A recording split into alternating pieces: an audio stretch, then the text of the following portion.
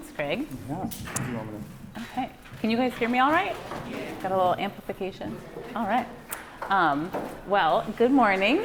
So maybe a month or two ago, Craig was like, do you want to talk about dating? And I was like, I love talking about dating. I would love to do that. As Craig mentioned, I'm the practice owner of a counseling center. I'm not in practice at the moment, but couples counseling was always kind of my big thing.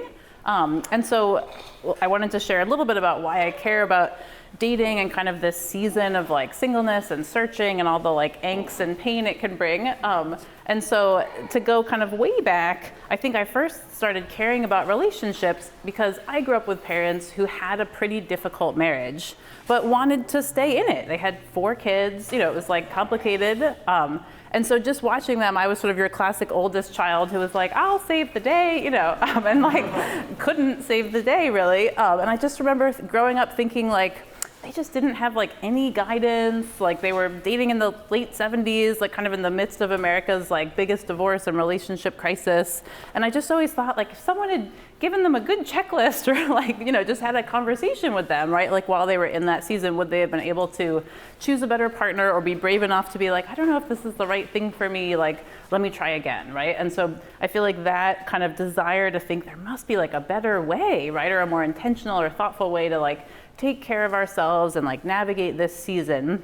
And so once I got to my own dating stage and, I got contacts when I was 18 and it was on, right? And I was I was ready to just find somebody and get married, start a family, decades before you should do that, And so I just spent a lot of years in the painful, is this person interested? Are they gonna call back? What, should I go out with them again? What about my own indecision? And the pain of breakups and then being back out there and being I'm kind of cool. Why is nothing happening? And so I can definitely relate to just the stress and the pain and the angst. And then you get into a relationship, right? And you're 4 months in and the cracks are showing and you're for goodness sake, should I all this, should we fix it? Should I give up? Should I demand change? Should I be subtle and nonverbal? Just it was a lot of stuff. And so by the time I got to my undergrad and grad program and I could pick research projects, it was always dating and relationships, the predictors of a good relationship, divorce statistics, how to build a happy marriage, that kind of thing. Because I was just super interested. I was someone has to have more information than I do, right? And so I had a blog I wrote for a while called Where Is This Going? I wrote for this group called Science of Relationships, which it turned out was all PhDs who had to get published. And they were that's sweet that you just want to write these articles. I was I'm just really interested. So that's what I'm kind of coming to today, right? This agonizing stage and just thinking about how can we do it a little bit better, right? We can't protect ourselves from all the things that could happen in the dating season, but I feel we can do it a little bit better. Okay, so a couple assumptions just to put them out there, right? So I assume if you bothered to get up before 10:30 to come to a talk about dating, that you're not just looking to casually bop around and date whomever, right? That you're you'd love to find the person you could spend your life with and be building your future with, right? So we're not talking about casual dating, we're talking about sort of intentional dating, right? Looking to find someone that maybe you would marry, maybe you would build a family with, that kind of thing. I also know that because we're hosting this through a church, probably most of you have a relationship with God or might be thinking about dating and faith and kind of those intersections. And so, if you've stumbled into this talk by accident and none of that relates to you, you can just ignore a few of my slides, and we're glad you're here. All right. Oh, Craig, oh, you have it. Okay. I was gonna say, you could go to the next one. Thanks so much. All right. So today, I'm going to be talking kind of through the 4 stages of dating, if you will, and these are just stages that I'm just putting some language to, right? So we have folks who are single and right now not really open to a relationship, not looking, right, for a variety of possibly very valid reasons. We have folks who are single and interested in dating, maybe early dating or trying to date, enjoying the pleasure of dating apps, that stage. We have folks who are in a committed relationship, right? You found someone, you've decided to try this out. And then you have folks who, if that stage isn't moving in a positive direction, that you might be going through a breakup or even going through a divorce, right? And kind of finding yourself again dating, and just all of that, the challenge that could bring.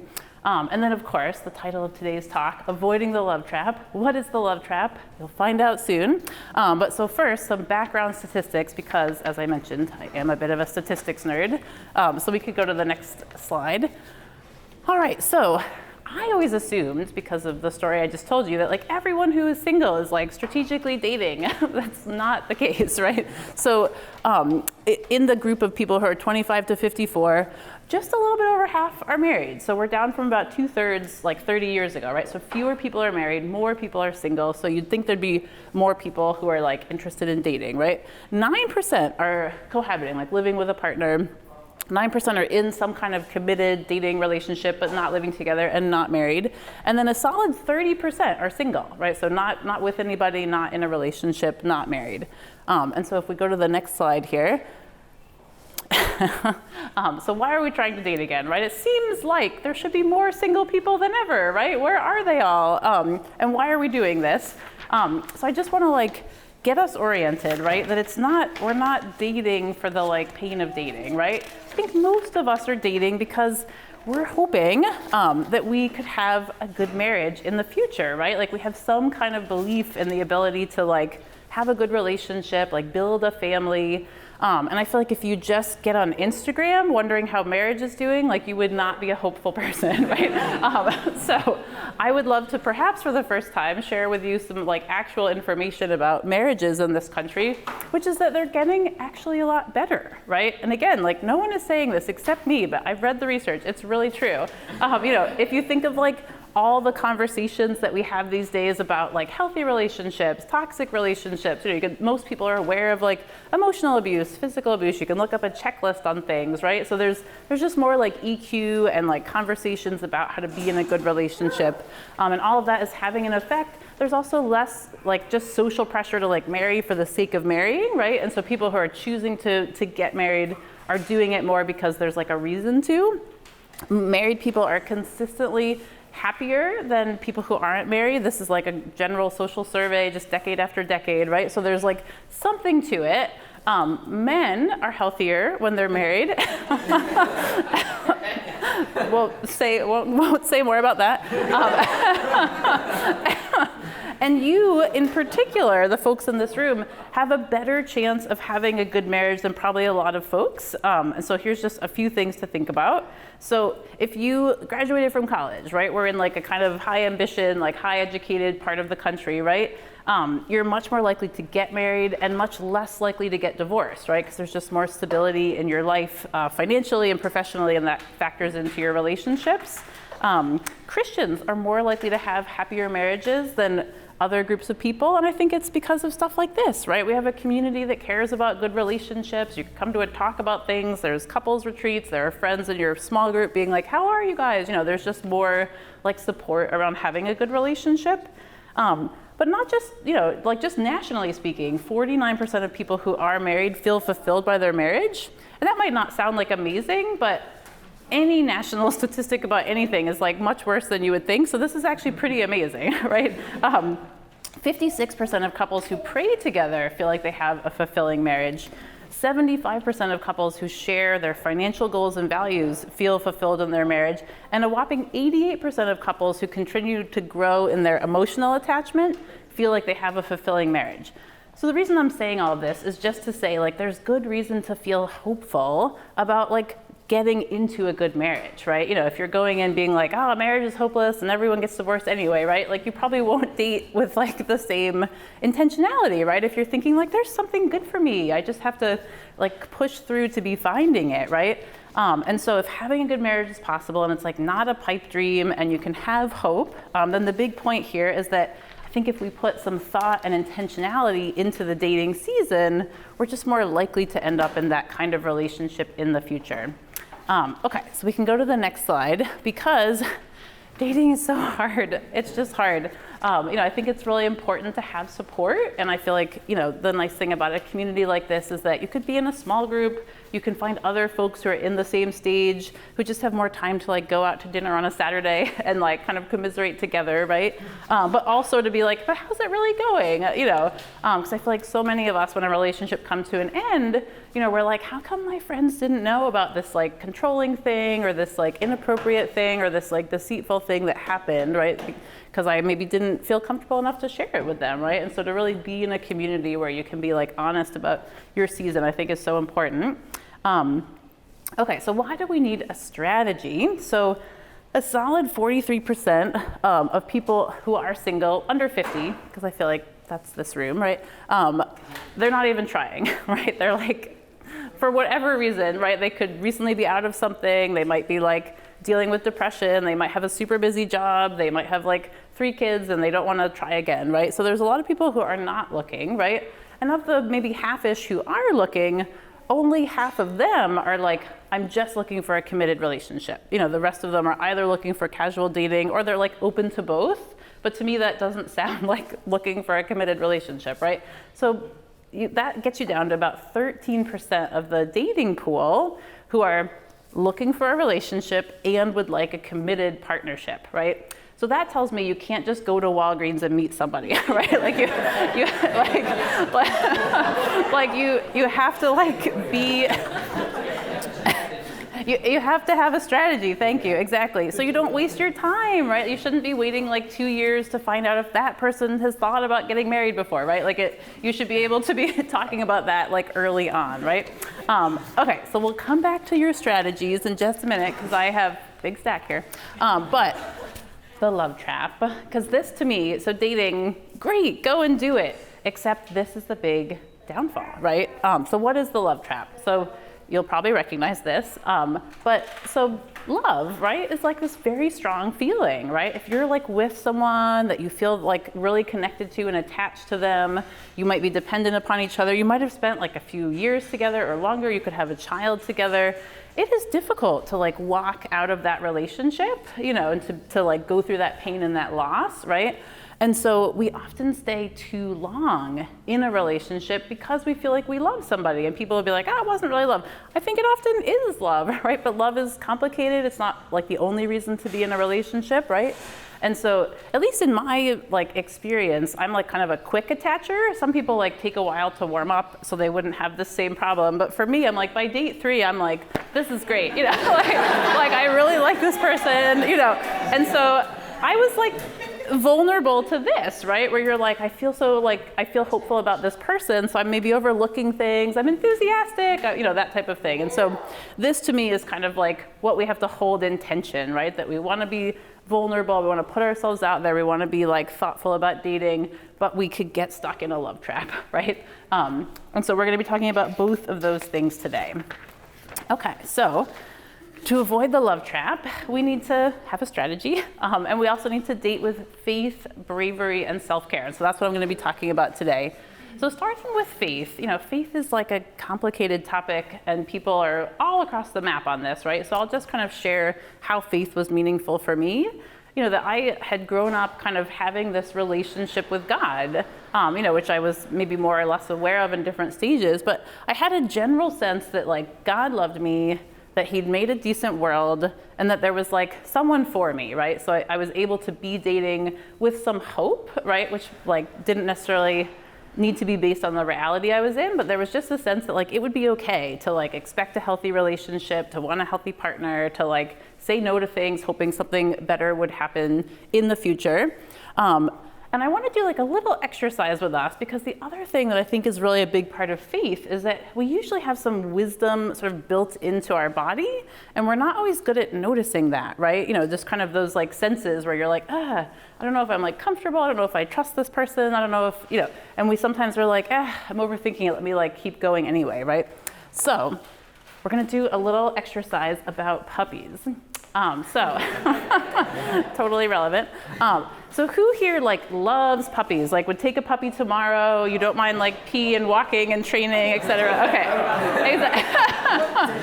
Right. So we have. So who is they're cute and all, but like I would not take a puppy tomorrow. I'm more of a cat person, or like, like a, pet person, right? Okay. So you like, so you know where you are. This is sort of a binary detail, right? Love puppies, don't love puppies. Okay, so what I want you to do is just take a minute, take a deep breath, and kind of like find yourself physically, right? Feel your feet on the floor. Feel your lungs like filling up a little bit. See if you can like be aware of where your belly button is, or maybe feel your heart pounding. Just like notice yourself physically. Okay, and now I want you to say aloud with everyone at the same time, I love puppies. So go ahead. I want a puppy. All right, perfect. So now, second statement, right? I want you to say aloud, I don't want a puppy. I do not like puppies. Okay, very good. So, did anyone notice any differences, just tiny micro things that happened in your body when you said either the true statement or the not true statement? Like, what did anyone notice? Like anything, little flutter, anything? Yeah, go ahead. My stomach dropped. Yes, yes. I felt like, oh.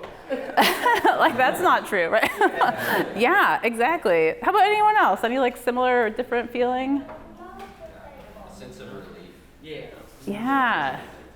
Yeah, right. So that's like such a simple statement, right? Like I love puppies, I don't love puppies. Obviously, like your relationship is more complicated, but I believe there's like a power in speaking the truth. Like I think this is just like built into humanity, right? That if you say something out loud or tell someone something, there's a little thing, right? There's a little thing where you know if it's true or not true.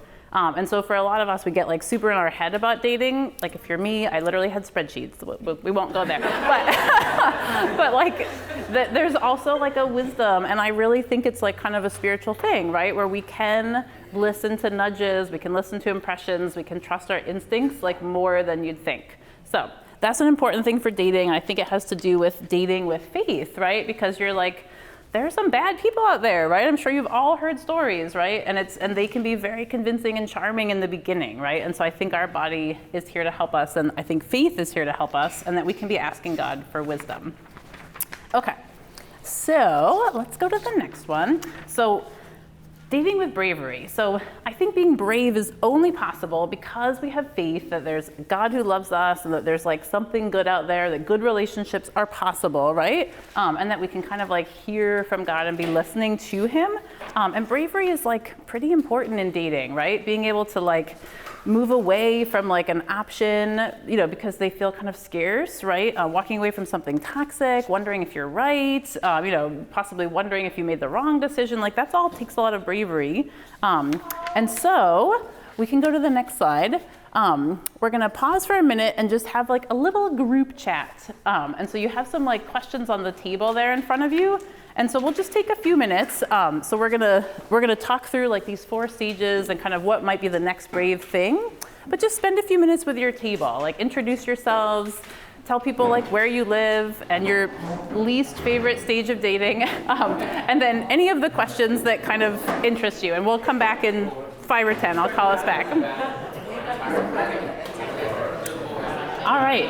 Does anyone want to share anything? You don't have to, but anything, any table, just come up with an interesting insight or noticing a trend? No. Anybody? Somebody's sitting there. Welcome. All right. Well, clearly that was like, who doesn't want to talk about dating, right? And their least favorite dating stage. Oh. So thanks for chatting with each other. All right, so we're gonna go on to, yes, we did the group chat. We can go to the next one after that. Okay, so we're gonna talk through those 4 stages and kind of be thinking about what's the next brave thing, right? So if this is like the stage you're in, kind of be thinking about that, right? Like I'll just throw a lot of ideas out there, but maybe there's like one thing that will resonate for you, right? So the first one here, right, that like half of people who are single might not be trying, right? And so if you're like recovering from something or you're recently out of a relationship, this all makes sense, right? Like don't push yourself through this stage. But sometimes folks, it's been a while, right? It might have been a year or 2. there's like a reason that you're feeling like hesitant or that you're not putting the time or effort into like attempting to meet people. And there's so many valid reasons for that, right? It's exhausting, it's hard, you might have done it before, you might not want to get hurt again, you might have some like trauma that needs to be healed, that kind of thing. You might just be like busy at work, right? And just hadn't taken the time. And so I want you to just really kind of be thinking about like what the roadblock is for you. And so I'm going to put out a few possibilities, right? So for some of us, we feel like every time I'm like interested in someone, right, they're not interested in me, right? Like maybe I'm feeling like rejected or some shame or embarrassment about like that process, right?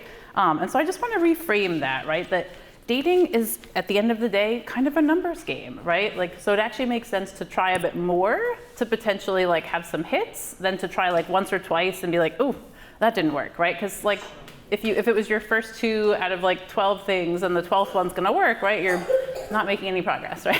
So keep that in mind.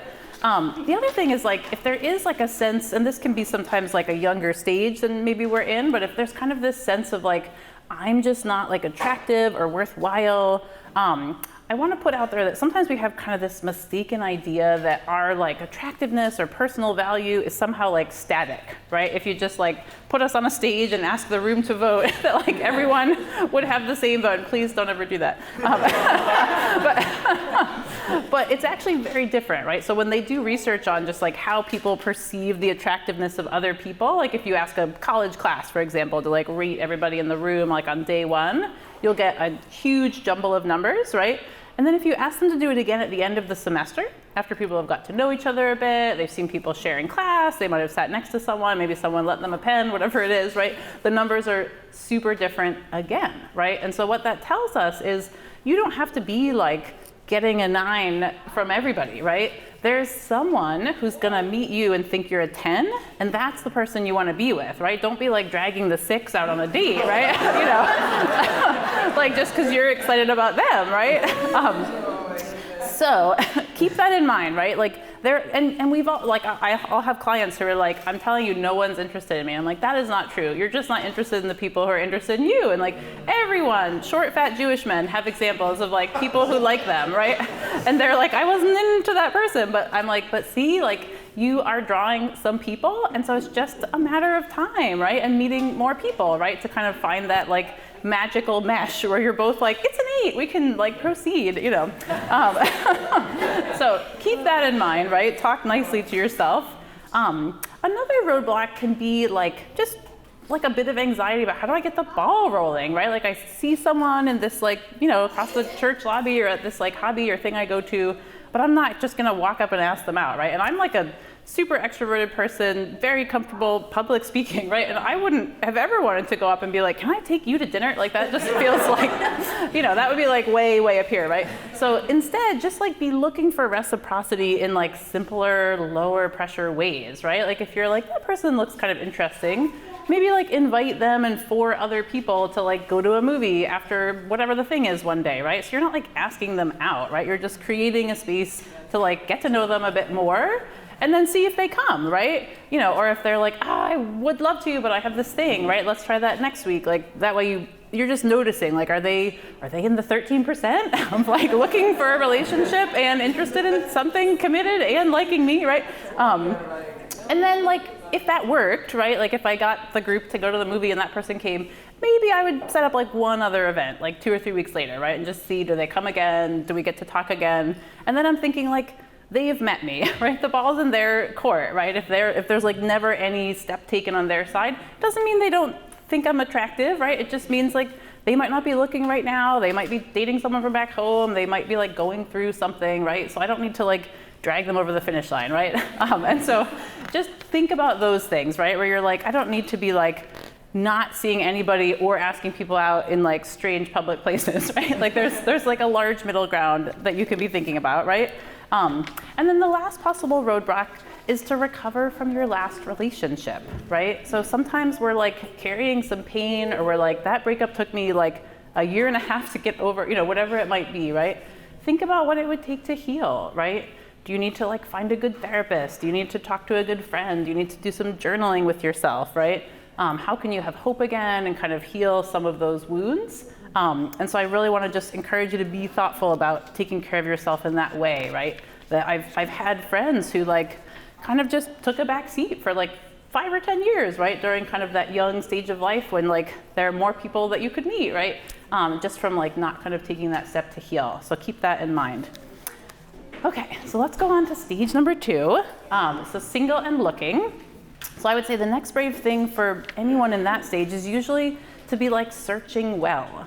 And so, oh man, this is a bit of a soapbox, so pardon me for a moment. But so I spent 2 or 3 years living with 8 girls in a 5-bedroom in Harlem. They were all Christians who were underpaid and like needed a cheap place to live, right? So it was super fun.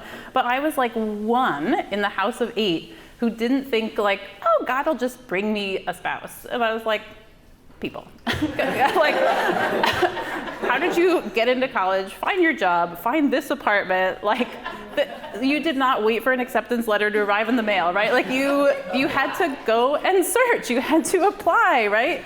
So it doesn't make sense to sit at home thinking that will lead to marriage, right? No, it's not going to do that.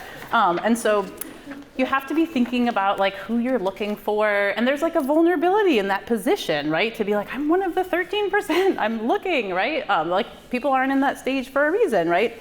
And so for me, I had a couple of criteria that briefly brought it down to a 0% chance I would ever meet anybody, but I will share the 3 criteria, right? So I wanted someone taller than me, because guys, I'm tall. I'm taller than the average man. So that was already like, we were down to 30% of Manhattan, right?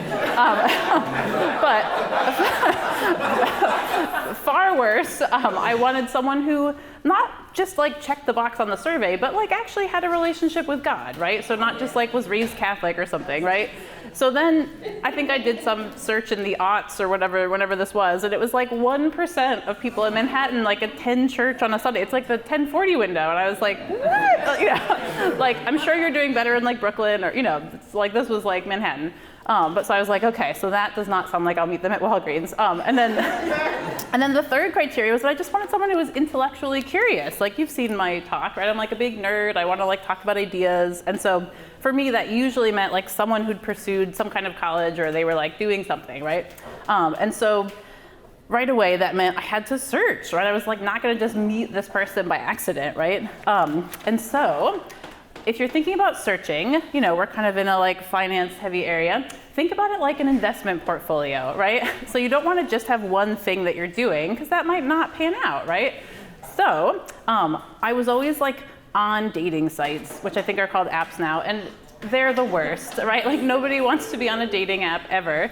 But this is like a low time investment way to maybe meet somebody, right? And so I would consider being on paid sites, right? Because any drunken fool can end up with a Tinder profile, right? Like you want something that takes a few minutes to set up and like cost you some money, right? Because again, you're like, how do I find the 13%, right? I'm not gonna meet them by accident, right? So consider paying, and that's just, again, the low stakes, low time way to maybe meet somebody, right? But don't have that be the only thing that you're trying. So the second thing I was usually trying is like asking friends, right? Just like making it known that like, if you know someone good who's taller than me, I would love to meet them, like, so you just let me know, and like, that rarely produced anything, but once in a while people would be like, oh yeah, like this person, let's like give that a try, right? And then the third thing was going to in-person events, which nobody wants to do anymore.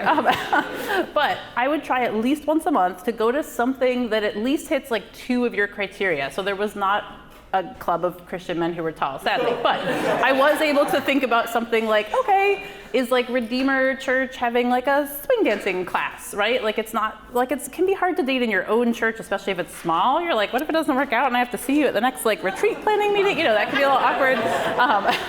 So I was usually thinking like, how can I meet people like in the community but not right in the church? So like I would go to like science lectures for believers. I was like, that should be intellectual curiosity and maybe a Christian, right? I would go to like anybody's wedding. Like just take me to the wedding. I'm in. Which is actually, as a side note, how I ended up meeting my husband. But I didn't like him, but that was a side note. And so all of my strategies like didn't totally pan out in the end.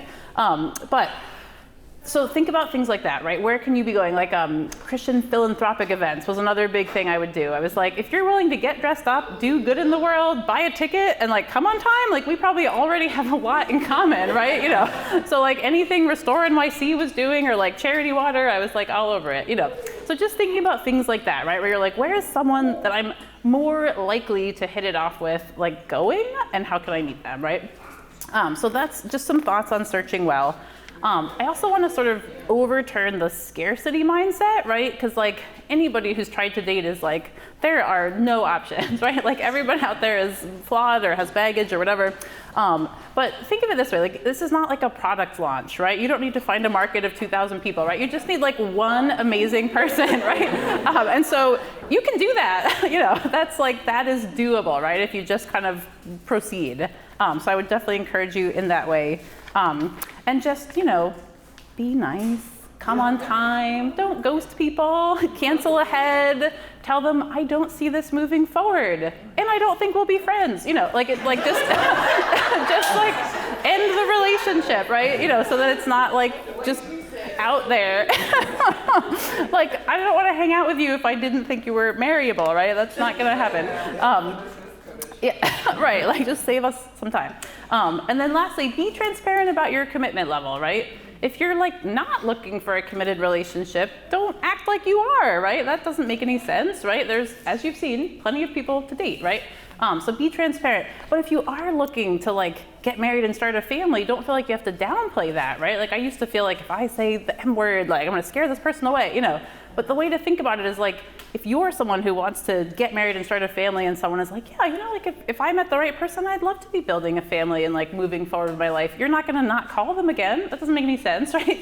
You have the same plan and same set of intentions. So I actually think it's better to be talking about those things early on, because if that person is freaked out, then you've just saved yourself some time, right?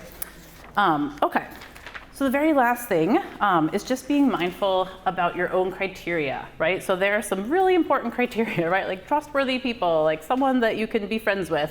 But a lot of us also have criteria from like society or like our parents, you know, like we might be looking for someone who's like in our same social class, from our same racial or ethnic group, you know, someone who like went to the same school, like someone who is very much like us in ways that might not be as important as some of the other like heart things, you know, and so just be willing to kind of question that. You know, you're like, if my parents like need me to bring home a certain kind of person, is that really the best way for me to be dating, right? And how do I like deal with that part? There's no easy answers, but I think it's important to be prayerful about the criteria. Like think about your dating app settings, you know, just think about who you're maybe like not meeting, maybe for like the wrong reason, right? And so just be mindful of those things too. Okay, so the second, or is this the third group? Yes, in the committed relationship. So the brave thing here is usually working toward the long-term decision, right? And so I have a lot to say on that, because I'm a couples therapist, but I'll try to keep it brief. So remember the costly mistake of staying too long, right? So people tend to spend about 2 years after they know the relationship is not going to work. That's just like an average. I don't know why. But it takes people, it's like hard to end something that's already going, right? So be mindful of that, right? That dating should feel easy. It's not easy, but like it's not gonna get easier when you have like an infant and bills and aging parents and that kind of thing, right? So if it feels like there are these like fundamental things that you're not able to like mesh with the other person, then it's probably not going to work out super well, right? So if you're interested in the predictors of a happy marriage, I have a little like colorful handout on the table, which is like another talk that we'll go over another day. But basically the important things to notice are just like the walls of that sound relationship house, right? Like trust and commitment. So even with that as a baseline, right? You shouldn't be with someone who lies. You shouldn't be with someone who cheats. You shouldn't be with someone who can't tell the truth about like their finances or their bills, right? They should be like committed to a relationship, and you shouldn't have that I hate puppies like clench, you know. You should feel good about them. And so just a little story kind of from my own dating life that I like wasn't as aware of these body things earlier on, right? And so I was sort of famous for like losing 5 pounds when I met somebody, and I just thought it was sweet and funny. But like later on I realized like it's because of all the uncertainty, because the person wasn't like acting the way they maybe should have been, right? They weren't like reaching back out, they weren't setting things up. So I was in this constant like anxious state of like, is this all right? Is this all right? And then when I started to get to know my husband, it just felt so different, right? Like he just called every day. He was this very like steady person. If he walked out of Home Depot with something he forgot to pay for, he went back, you know. It was just like these little things where you're like, oh, it's so easy to trust this person, right? It was like a relief. I think someone said that word, right? Where you're like, this just feels fine. He's not doing anything to mess it up. There's no like red flag on top of a yellow flag, you know. And so you shouldn't be losing 5 pounds. It should feel like this is good, you know. Like I think 3 weeks in, I was just soberly telling people like, I think we'll get married. It's probably before next summer, so don't make plans, you know. And that was like how it happened, right? Okay, so let's go to the next one. Oh, and I guess the last thing I would say about the committed relationship, people are always like, how long should it take to know? You know, there's not like a definite answer, but I think if you're like older than 27, like 6 to 12 months, you know, like it should, like maybe you're not like getting married at the 12-month mark, right? But you should be like, yeah, this makes sense, right? This relationship works. We love each other. There aren't like major hurdles like tripping us up every day. You know, so I would keep that time frame in mind, right? And I would definitely leave within 2 years if it's not like moving in a good direction, right? If you're younger, maybe you add 6 months or something, right? But I think if you're both like, we're looking for our life partner, like it shouldn't take like super, super long, right? Okay, last stage. So going through a breakup or a divorce, please just end it only once. So people spend a lot of time like getting sucked back in, right? And like dating again and breaking up again. If you've had more than one breakup, your chances for divorcing that person if you get married are like way, way higher, right? Because there was already a reason that one of you was willing to walk away. And so that's a big sign, right? And then pursue healing, right? So coming out of the love trap is really difficult, right? Especially if there was like anything that went down, right? Like something that was like toxic, unhealthy, not safe for you, not good for you. Take some time to heal, like talk to people. This is like a good season to like get therapy or be in a small group or just actively seek out support to be like, whew, I really like let a couple things go on too long there and I shouldn't have done that and I want to be wiser next time. And I also want to be hopeful, right? That like, it's not like I'm just stuck in like a pattern that will be repeated and repeated, right? My best advice for a good breakup, you know, is once you've ended things and given back the sweater and had the final like closure conversation, give yourselves a full 60 days not to be in touch. So no like Facebook stalking, people don't even use Facebook, I'm old guys, you know, but like don't like look at their social media, don't text them, ask them not to reach out to you, like let yourself get out of that dailiness, you know, of like touching base and being like, how are you? Maybe you'll be friends, you won't be, but maybe you will be, you know, but like you can't be friends day 2, right, after the breakup. So allow them to like no longer be a resident in your head. And so that takes about 2 months. And like clients who do this with me, if it's like day 45 when they're like, oh, I don't feel as sad. I like woke up and didn't think about them right away. You know, I feel myself beginning to detach in like a healthy way so that I could like have space for another person in the future, right? Okay, so the very last one, so what is the next brave thing for you, right? Takeaway.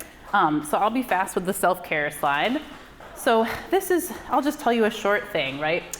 A lot of us get to the end of a relationship and we like don't have friends, we haven't done our laundry, and we like don't have our hobbies anymore, right?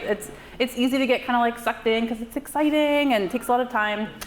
So like have your life not change a ton while you're dating, because dating is this, right? You need your life to be this, right?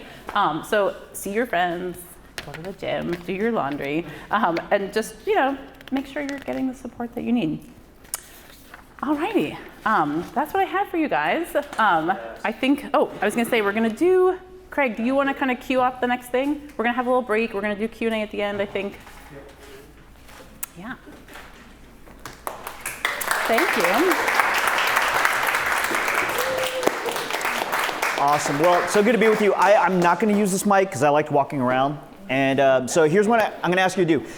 If you have something to write with, I'm gonna ask you to write some things down. Or if you wanna do it on your phone, I'm a phone guy, so I like opening up my notes app, and that's how I jot down my thoughts. But I'm gonna ask you to write down some of your thoughts today, okay? So, I mean, Craig told the story, so I'll tell the story real quick. So, Craig was, before planting Jersey City, was part of different Hope churches from the very beginning, if you know Craig's story, and he was part of the team that was launching Hope Midtown. And there was this girl named Jeannie that was part of that launch team, and a bunch of them were out in California for a wedding. And our friend Drew, texted me, said, hey, do you want to meet this girl, Jeannie? So, of course, the three of us got on a call together. I said, Craig, what do you think?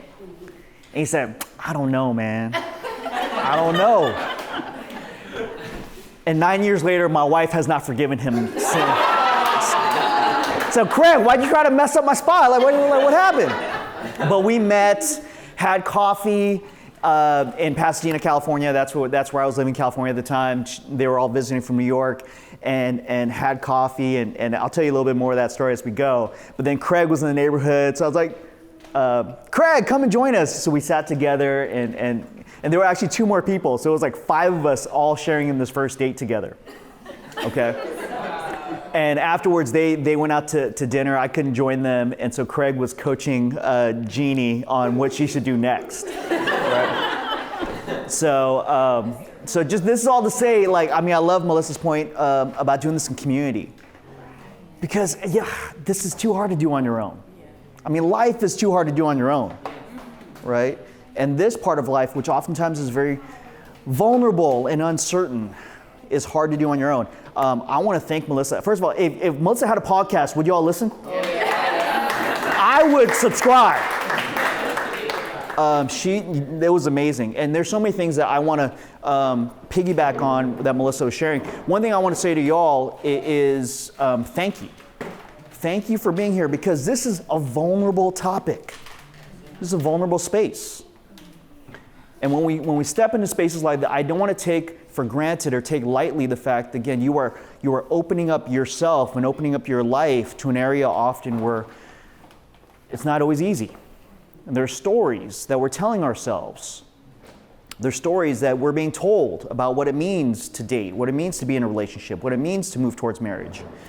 So one of the things that I want to talk about in our time is really, what is the story that you are telling yourself?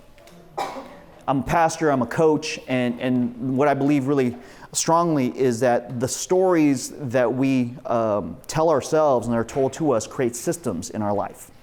Our stories create systems. And again, in our faith, with the story about who God is and about what He's called us to be and what He's done for us, that story, like how we live into that, creates certain systems. And when it comes to dating, there's a story that we have. So here's what I'm going to ask you to write down. What's the story you're telling yourself right now about why your dating life is the way it is?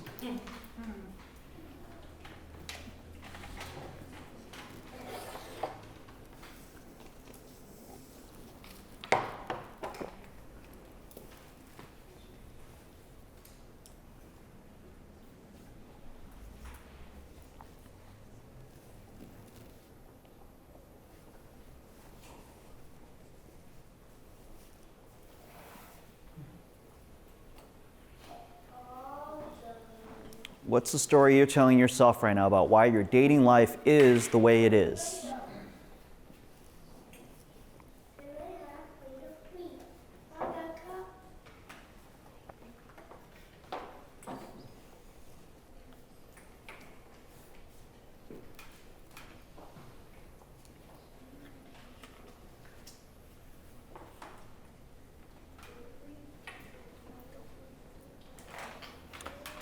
Now here's a second question. What's the story other people in your life are telling you about why your dating life is the way it is?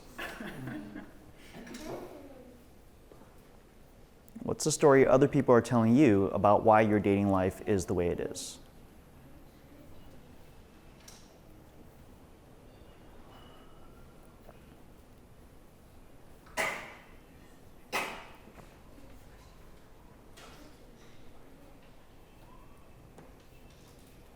I remember I got married when I was 35. I met Jeannie right before turning 35. So there was a whole lot of years as an adult where I was single. And I remember,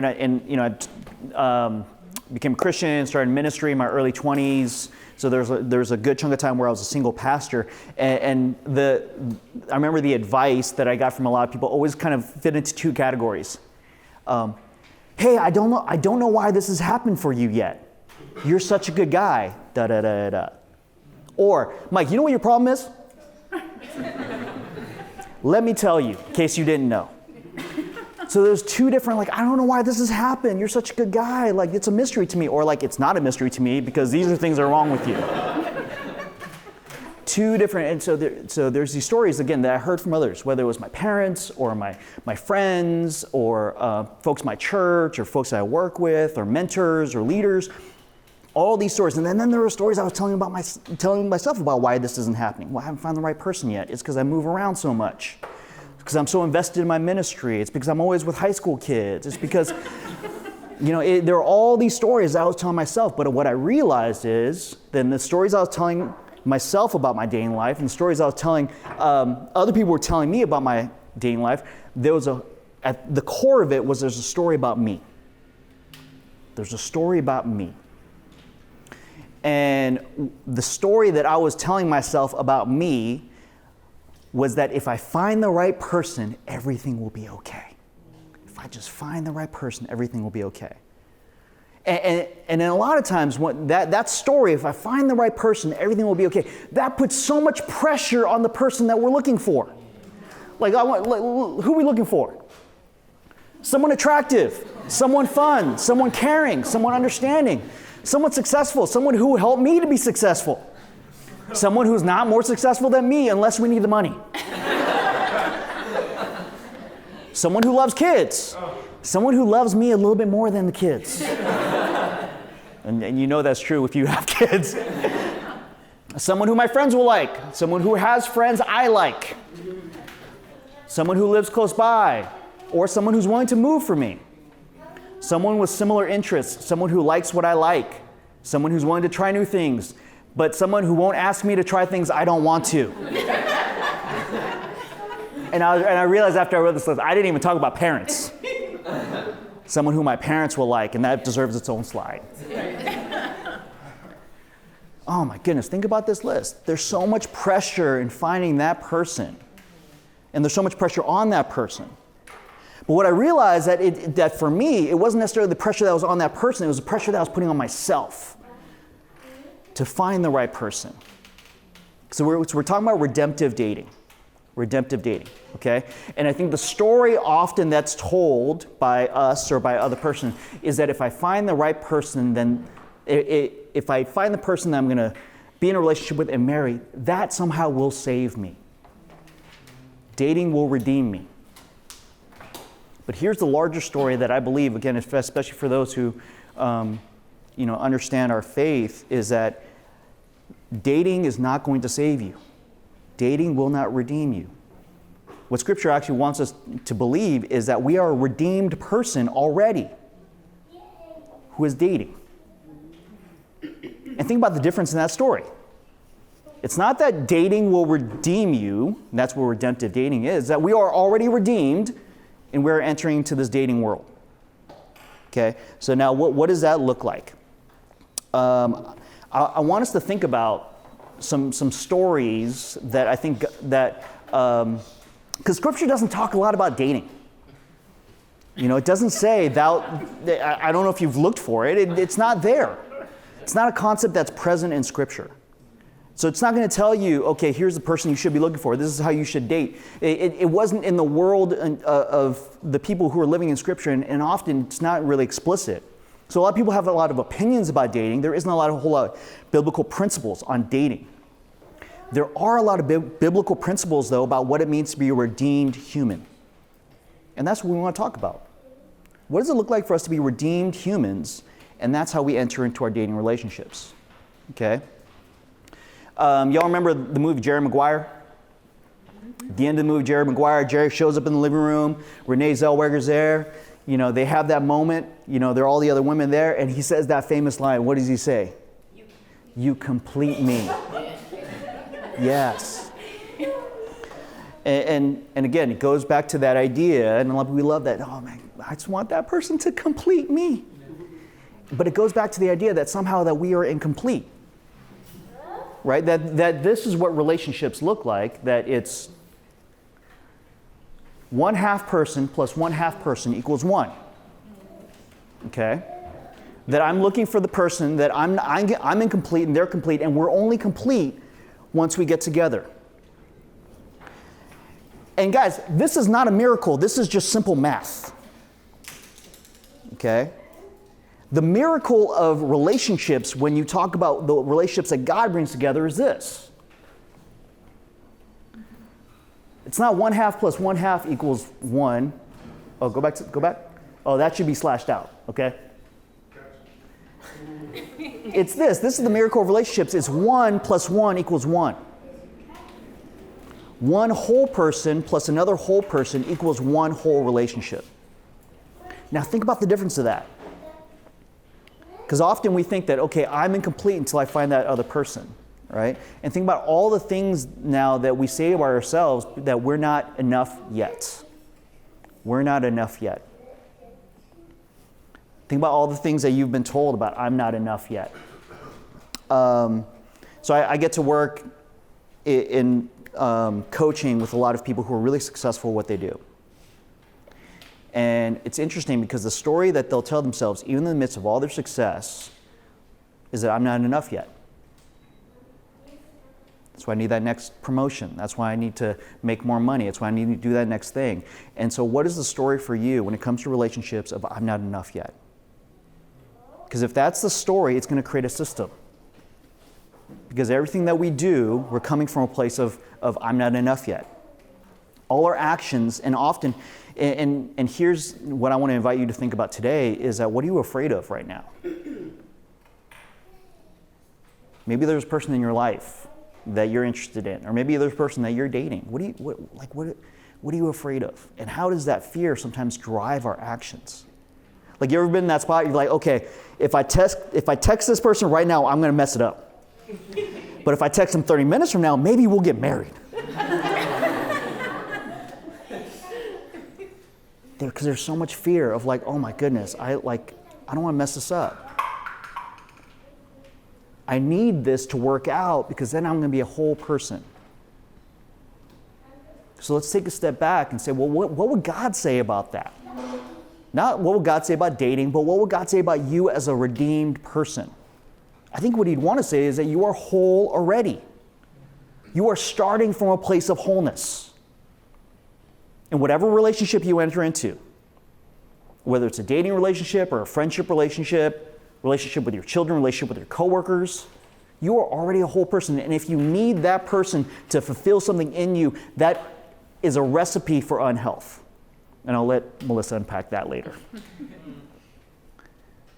So if we're going to come into dating as a redeemed person, one of the things we want to talk about is, okay, well, how are we already living into our wholeness? Here's some scriptures. Come to me, all you who are weary and burdened, and I will give you rest. Take my yoke upon you and learn from me, for I am gentle and humble in heart, and you will find rest for your souls. For my yoke is easy and my burden is light. Now, this is not coming from your future girlfriend, or your future boyfriend, or your future spouse. Who's this coming from? This is coming from Jesus. This is coming from Jesus. But think about all the ways in which we look to another person to give us this. I mean, today, how many of y'all tired? Tired. How many of you guys are tired right now? A little bit weary? Stressed? Worried? All the things, right? And what Jesus says is that, hey, look, don't look to another person to give you that. Come to me. I have told you this so that my joy may be in you and your joy may be complete. Again, coming from Jesus.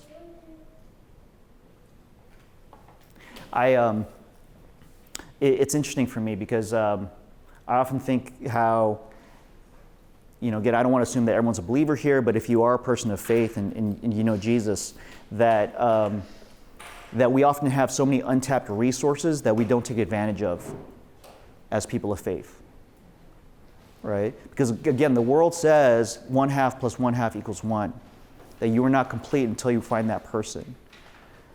But God is continually wanting to remind you is that you are already complete because of me. It's not your circumstances that dictate your wholeness. It's your relationship with God. It's what Jesus has already done for you.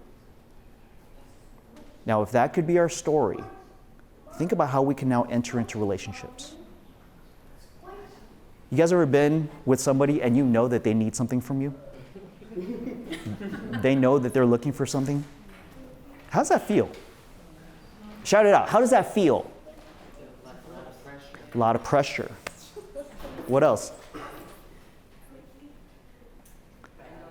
Annoying. Draining. Yes. What else? Feels gross. Yeah. Maybe sometimes you could feel like you're being used. Yeah. And again, it's because we don't want to vilify that other person, right? Because they may not even know that they're doing that. But they're coming into that space from a place of deficit, from a place of scarcity, from a place of needing. And that's a really difficult place to cultivate relationship. That's a really difficult place to cultivate friendship. And so for us, because again, so many times we're thinking about the external, like that other person or the circumstances, and we think about ourselves first, and how can we be a redeemed person? Say, okay, how can I enter into a space and not come from a place of lacking? I have a friend of mine, he has a mantra before he comes into any contact with another human. He says, I don't need anything from this person. I don't need to prove myself to this person. How can I serve the person in front of me? I don't need anything from this person. I don't need to prove myself to this person. How can I serve the person in front of me? And that to me is such a mantra of wholeness. I don't need anything from you because I have my security and I know who I am because of who God's made me to be. I don't need to prove myself to you. And how can I serve you? Doesn't that sound like the gospel? Yeah, absolutely. Amen. And if you just thought about like not just dating, but if all humans in the world approached one another like that, what would our world look like? Right? Like what would your workplace look like? What would your family look like? So what if dating was a place where we could practice this with another person? So every time we come into a dating relationship or opportunity, it's a place for me to practice my wholeness. I love this quote from Henry Nouwen. Oh, is it up there? Is it not up there? Oh, sorry, I didn't put it on the slide. This is what he says. In the spiritual life, the word discipline means the effort to create some space in which God can act. Discipline means that somewhere you're not occupied and certainly not preoccupied. In the spiritual life, discipline means to create that space in which something can happen that you hadn't planned or counted on. And what Nouwen gets at is the idea that, because we separate our lives into spiritual and secular, right? But what if everything was spiritual? Because the spiritual life was life in which we give space and room for God to act. And a spiritual discipline is actually creating space, not filling it up, creating space for God to be able to move and act. We're not worried. We're not preoccupied. We're not scared. We're saying God owns this space. Friends, what if dating could be spiritual? What if the discipline of dating was saying, God, I'm going to come into this space and believe that this is a space where you can act. This is a space where you can move. This is a space where I'm not going to be worried or preoccupied, but I'm going to believe and trust that you're going to be here. And now I get to choose the kind of person I step into, into being in that space. So my wife Jeannie, so when we first met on our date, and it's interesting because there are all these reasons why I was attracted to her. But the one thing for me is that she was just really secure in who she was. And I remember, we asked each other the questions like where are you from? How'd you grow up? And she asked me, because I was a pastor, like, how'd you go into ministry? And so I told her the story that I've told like countless of times. I have that story down. I give you the 5-minute version, the 10-minute version, the come to Jesus version. I give you all, I know them. And I gave her that spiel, and usually I get some sort of, oh wow, that's great, or God is so good. I gave her the thing, and she looked at me, she's like, that is so cheesy.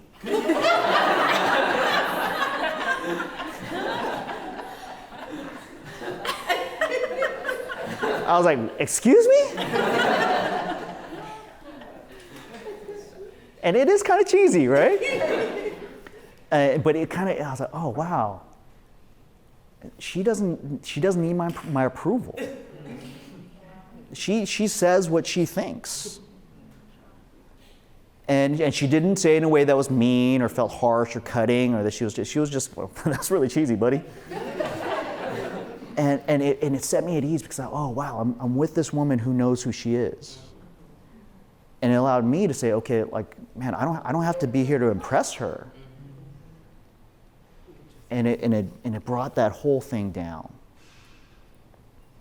So coming into a space and not feeling like we have to prove something to someone, that we need something from someone, okay? What does it look like for us to operate from a place of wholeness? Here's the second word I want to share with us that I believe that it means to be a redeemed human, is the word humility. But not in the way that you think, okay? Because this is what some of us, especially if y'all have grown up in church, we've been taught, is that humility means thinking less of ourselves. Humility means downplaying who we are. Humility means saying things about ourselves that make us look worse, right? So we do that all the time. Hey, that was a great thing that you did. No, it's not me. That was terrible. It was all Jesus. Right? Instead of just saying thank you. Thank you. And what happens is that we come into spaces with other humans and we think less of ourselves. So we operate from this place of self-doubt. We operate from this place of self-consciousness. Across the board, people that I work with, really successful people, will say, hey, what would you love to have more of? And they say, I would love to have more confidence. What? You're so successful in what you do. You're so talented and skillful. But that's not the story they're telling themselves. Okay? And here's my working definition of humility. Y'all can take it if you want to. Humility is an accurate description or an accurate assessment of yourself. An accurate assessment of yourself in view of what God and other people see. An accurate assessment of yourself in view of what God and other people see. Not the story you're telling yourself, but what's an accurate assessment of who you are based on what God and what other people see.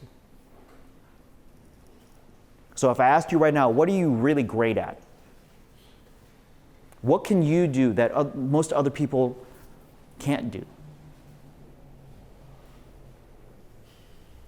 Like, here's an interesting question. What are you like the best in the world at? What if you could say that with incredible humility? Because I used to think that confidence and humility were somehow separate from each other. Right? And what I realized is that humility and self-doubt are not the same thing. Because you could be really assured of who you are and what you're good at, be really confident in it, and still be humble. How do I know that? Because that's who Jesus was. Check out this scripture. It was just before the Passover feast. Jesus knew that the hour had come for him to leave this world and go to the Father. Having loved his own who were in the world, he loved them to the end. The evening meal was in progress, and the devil had already prompted Judas, the son of Simon Iscariot, to betray Jesus. Jesus knew that the Father had put all things under his power and that he had come from God and was returning to God. So he got up from the meal, took off his outer clothing, and wrapped a towel around his waist. After that, he poured water into a basin and began to wash his disciples' feet, drying them with a towel that was wrapped around him. Now we celebrate this moment of incredible humility, Jesus washing his disciples' feet, an act of service, an act of lowering himself. But check out what the rest of what John tells us, is that Jesus knew that God had put all things under his power, that he'd come from God and was returning. Jesus knew very clearly who he was and how powerful he was. So it wasn't denying that made him humble. It was holding on to that in the midst of that understanding and assessment of who he is and all the power that he holds, that choosing to love and serve the people that were in front of him. So let me ask you the question. What does humility look like for you? What would be the accurate assessment of you based on what God and what other people see? Okay. Now y'all look at me like,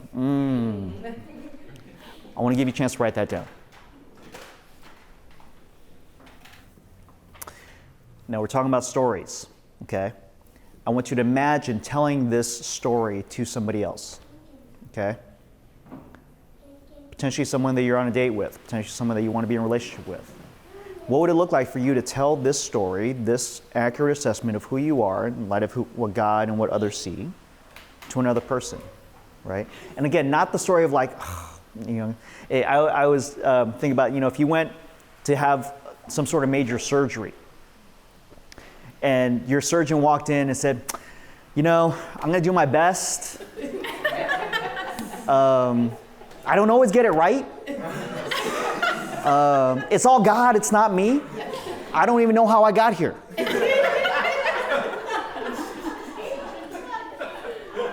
That would make me feel very nervous. But if the surgeon walked in and said, hey, I've studied for 20 years to get to this point. I've passed all my exams. I've done 50 successful surgeries. And I'm considered one of the top in my field. Wouldn't that give you a sense of confidence? An assurance of like, oh, wow, thank you. I'm so glad. And again, but we think that by downplaying ourselves, that's somehow going to make people feel at ease with us. And maybe in some circumstances, we don't necessarily want to like brag and I'll do this. But what if you just gave an act, and nothing that the surgeon was saying is untrue, right? They're not lying. So what if you could just tell who you are, tell your story, and you're not lying? Here's what's great about me and my life and what has happened, what I've been able to accomplish and do. So I want us to practice.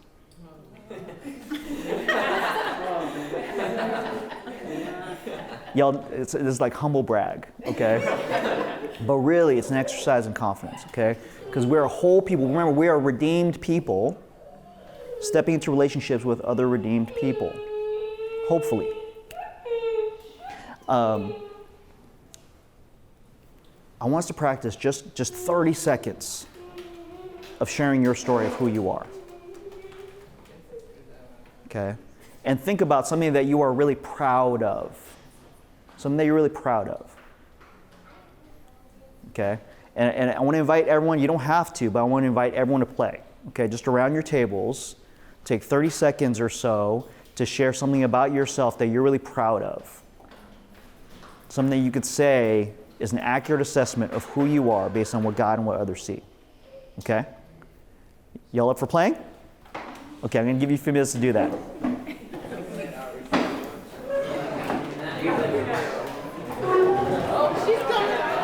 All right, let me call us back together.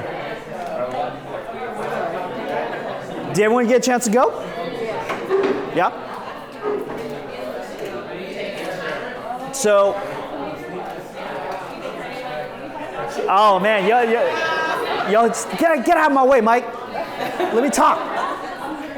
Hey, let me call us back together. Now here's what I want to ask you, okay? What was your experience? What was your experience of hearing someone else share? What did you think and feel as you heard the folks at your table sharing with you? Yeah. Yeah, can you say more about that?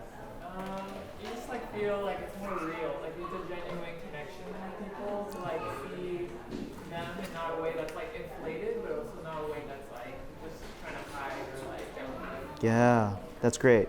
Yeah, what else? What did you think and feel as you heard other people share? Just felt like proud of them, Yeah. you know, for being able to share. Like a lot of us don't know each other. Yep. But we were able to share and able to. It brings a closeness. Yeah. Yeah, it drew you to that person, Yes. right? Yeah. And think about, yeah, go ahead. Oh, no, I was more connected. More connected. Yeah. Yeah. Well, it's interesting, right? Because what our brains will tell us is that if I share something good about myself, it's going to push that person away from me. It's going to disconnect me, but it actually does the opposite. Did anyone think as someone was sharing, you're a liar? No. No, right? Because it felt real. You felt proud. You felt connected. But again, our brains are telling us that the opposite is going to happen. People aren't going to believe us. People are going to push away from us. People are going to think that we're bragging. But what is the accurate assessment of who you are? What is the accurate assessment of what people are experiencing with you? So if we put those two things in alignment, what could happen? Maybe we walk into spaces and we can let our shoulders down. We can be way more relaxed and at ease. Okay? And here's something that I realized is that when we come into any space, but we think about it, space with another person, we're not thinking about what we can get from that person. We're not in a position to think about what we can give to that person. Okay? This is, Craig, can you show that slide for the picture?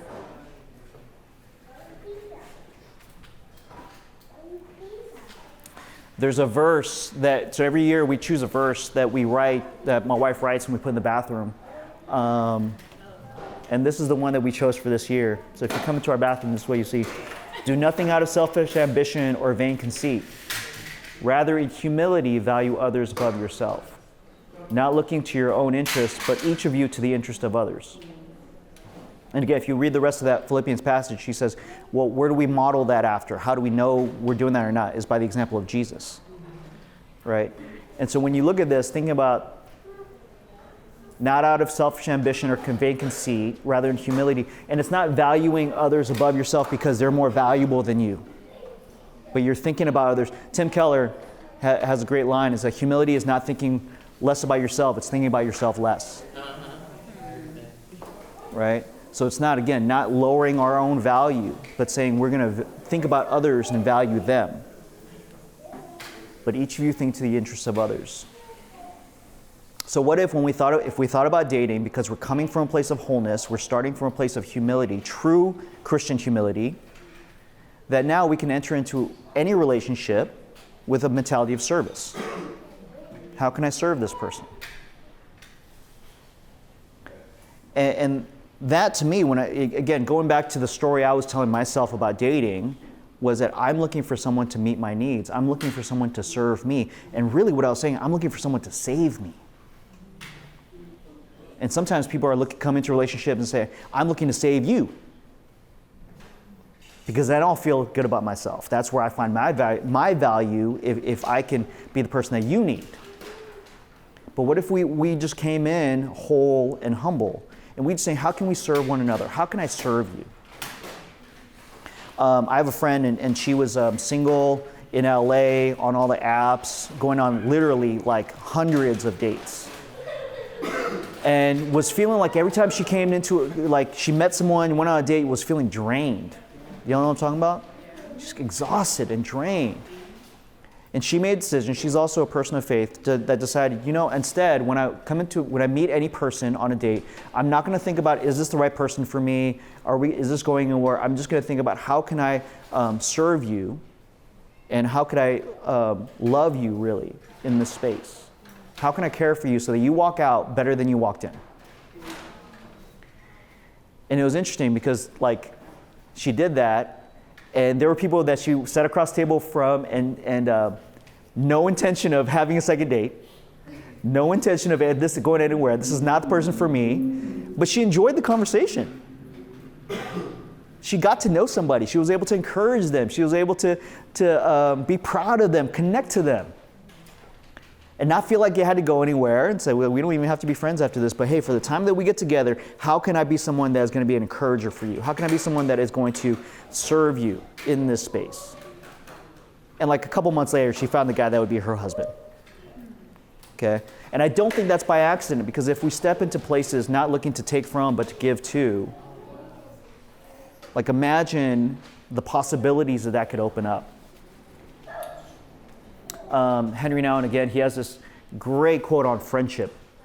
The greatest gift my friendship can give you is the gift of your belovedness. I can give that gift insofar as I've claimed it for myself. Isn't that what friendship is all about? Giving to each other the gift of our belovedness. Deep friendship is a calling forth of each other's chosenness and a mutual affirmation of being precious in God's eyes. I mean, there's one more slide? Or is there one more? Oh yeah. If we do not know we are the beloved sons and daughters of God, we're going to expect someone in the community to make us feel that way. They cannot. We'll expect someone to give us that perfect unconditional love. But community is not loneliness grabbing onto loneliness. I'm so lonely, you're so lonely. Instead, it's I am the beloved, you are the beloved, together we can build a home. So what if dating was not loneliness grabbing onto loneliness, but I am the beloved and you are the beloved? How can we potentially build a life together? How can we build a home? And I love, because the second part, man, that feels so aspirational, but the first part we can do with anybody. The first part would say like, hey, I just want to just tell you, when we're together, that I want to reflect back to you your belovedness. I want to reflect back to you that you are precious in God's eyes. That you are fearfully and wonderfully made. That doesn't mean that you owe them, doesn't mean they owe you, but simply that from that space, you're going to serve them and really love them as Christ would love them. So here's what I want to invite us to do with the few minutes that we have left, okay, before we go into our Q&A. If we were to take on the story of I am whole, I am humble, and I'm here to serve, what would you want your dating life to look like? If that was the story that you were going to write for yourself, I am whole, I am humble, and I'm here to serve, what would you want your dating life to look like? Like, what would that story be? And we'll give you a few minutes to write that down. So here's what I want to invite us to think about as we close this, my part of the time.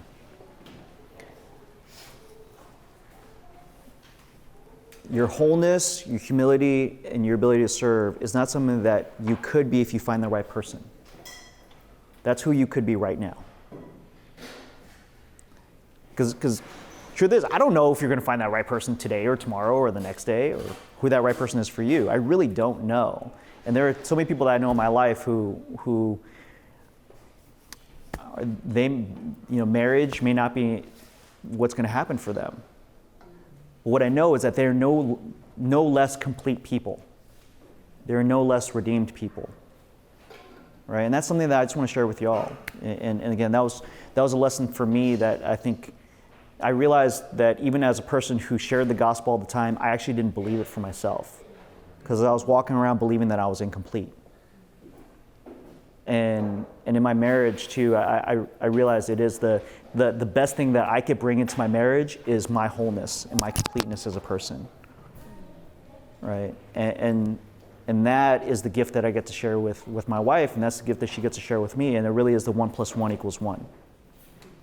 So, that's my time. I want to, can I pray? Could I pray for us?